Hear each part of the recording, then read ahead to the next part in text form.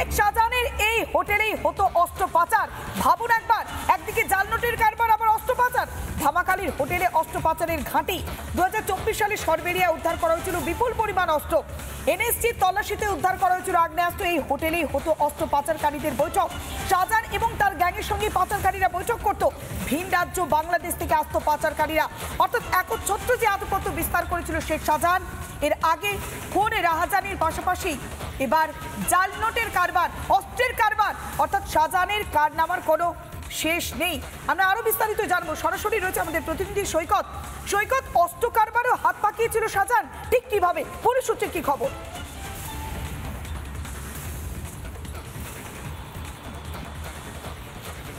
দেখো, অস্ত্র পাচারকারী বা অস্ত্র পাচারে হাত পাকিয়েছিল শাহজাহান, সেটা ইডি বা সিবিআই এর যে তদন্ত, সেই তদন্তে উদ্ধার হয়েছে, তদন্তে জানা গেছে।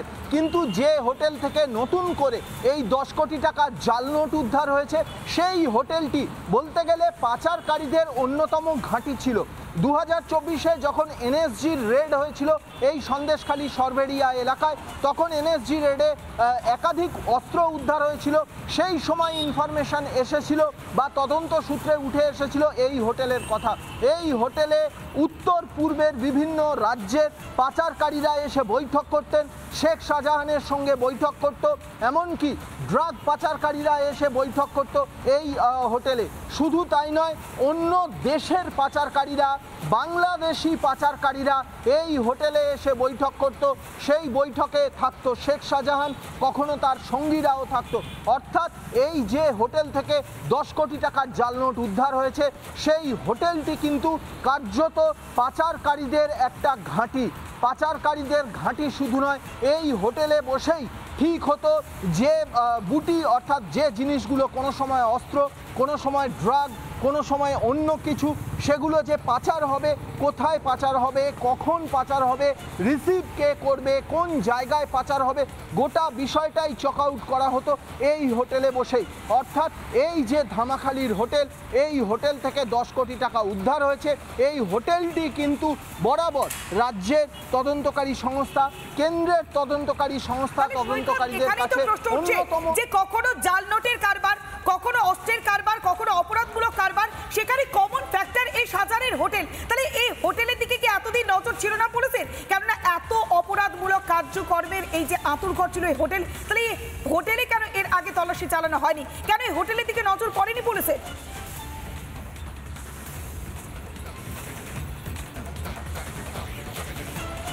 সেই বিষয়টাই সেই বিষয়েই প্রশ্ন উঠছে।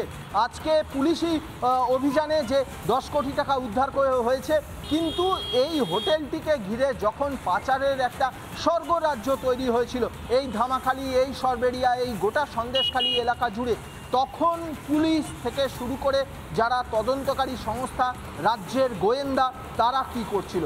আজকে 2024-এর যে 5ই জানুয়ারি যে ঘটনা ঘটেছিল, ইডির ওপর শাহজাহানের টিমের হামলা, তারপরেই কিন্তু এই শাহজাহানের যে কুকীর্তি, সেগুলো একের পর এক নজরে আসে। কেন্দ্রীয় তদন্তকারী সংস্থাই কিন্তু নজরে আসে।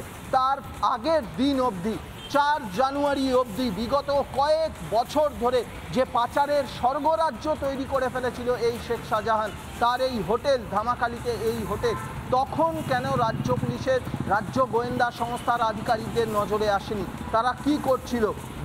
দিনের পর দিন এই হোটেলকে ঘিরে, এই সন্দেশখালীকে ঘিরে যে একটা পাচারের স্বর্গরাজ্য তৈরি হয়েছিল, কখনো বাংলাদেশিরা, কখনো ভিন রাজ্যের পাচারকারীরা, ভিন দেশিরা, তারা এসে এই হোটেলে ঘাঁটি গাড়ছে, বৈঠক করছে, পাচারের জন্য চক আউট করা হচ্ছে।